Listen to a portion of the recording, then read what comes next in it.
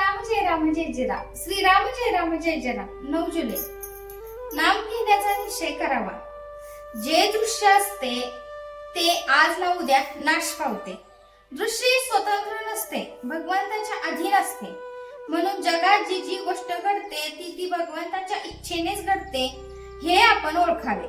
आपला देह दृश्यच आहे आणि त्याला चालवणारा भगवंत देहात आहे. त्याच्या अनुसंधानात राहण्याचा आपण प्रयत्न केला पाहिजे. हे अनुसंधान राहणे भगवंताच्या नामाने साधते. म्हणून तुम्ही सर्वांनी नाम घेण्याचा निश्चय करावा. आपले चित्त नामामध्ये गुंतले म्हणजे देहाला प्रारब्धाच्या स्वाधीन करता येते.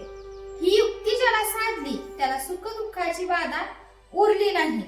संतांना देखील त्यांचे प्रारब्ध भोगावे लागते, पण त्यांना देहबुद्धी नसल्याने भोगाचे सुख दुःख नाही.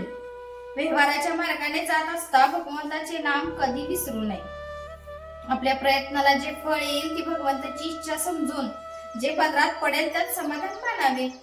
आपण प्रपंची लोक आहोत, म्हणून प्रपंचाला उचित असणारा प्रयत्न केल्यापासून कधी राहू नये. पण प्रपंच हेच आपले सर्वस्व आहे असे न समजता त्यामध्ये भगवंताला विसरू नये. परमार्थाला सदाचरणाची फार जरुरी आहे. उगीच भलत्याच्या सांगण्याला भुलू नये आणि अनंती अधर्माच्या मार्गाला जाऊ नये. संत जे सांगतात त्याच्यावर विश्वास ठेवून मुखात नाम ठेवावे आणि सदाचाराने वागून प्रपंच करावा. असे जो वागेल त्याचे कल्याण राम खात्रीने करील हे मी सर्वांना वचन देतो. बहुतेकांना प्रपंचासाठी देव पाहिजे असतो. खरोखर हे सर्व हिंग जिऱ्याचेच गिऱ्हाईक आहेत. देवासाठी देव पाहिजे असे म्हणणारा खरा कस्तुरीचा हाताच कोणी भेटत नाही. जो बरा होणार नाही अशा रोग्याला बरा करतो तो डॉक्टर खरा.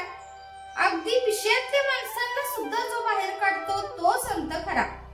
त्याच्या जवळ नुसते मी शरण आलो आहे असे म्हटले तरी पुरे होते. हल्लीच्या आणि पूर्वीच्या प्रपंचात तसा फरक नाही.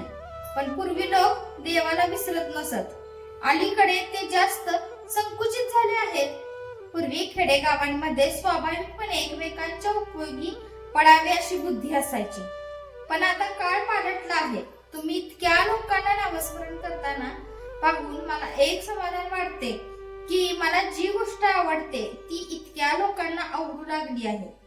मी सांगितलेले तेवढे करीन असा निश्चय करा. कशाचीही काळजी करू नका.